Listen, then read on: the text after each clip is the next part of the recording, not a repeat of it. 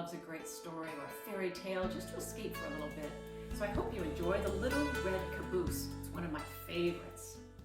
The Little Red Caboose always came last. First came the big black engine, puffing and chuffing. Then came the boxcars. Then the oil cars, and then the coal cars. Then the flat cars, sometimes they were switched around in different ways, but the Little Red Caboose always came last. Boys and girls waved at the big black engine.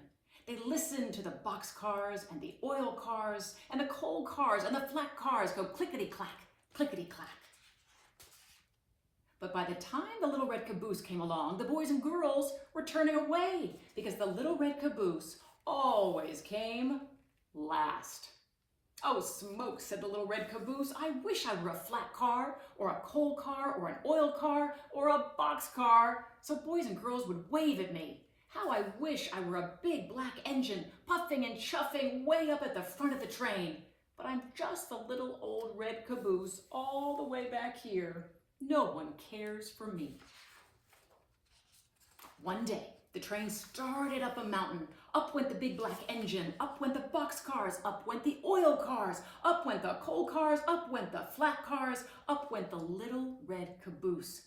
"Hang on tight, little caboose," called the flat car. "This is a long, tall mountain, and you are the last car on the train."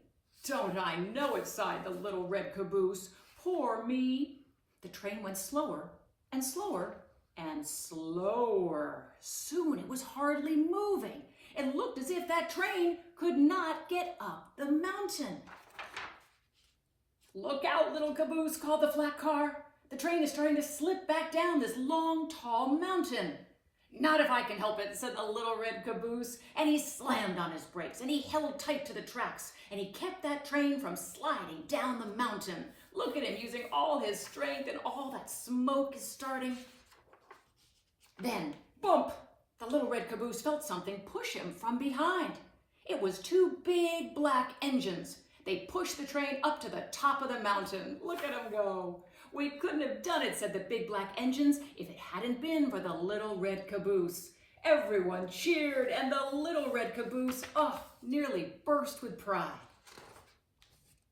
Now, children wave at the big black engine and at all the cars, but they saved their biggest wave for the Little Red Caboose because the Little Red Caboose saved the train. Isn't that a great story? Look at all the kids. They love the Red Caboose now. What do you think that story's about, kids? I think it's about the fact that everyone is special. Everyone has a role. Each individual is unique. Persevere, never stop fighting, and all of a sudden your role in life just comes to be, and everyone has a special place in the world.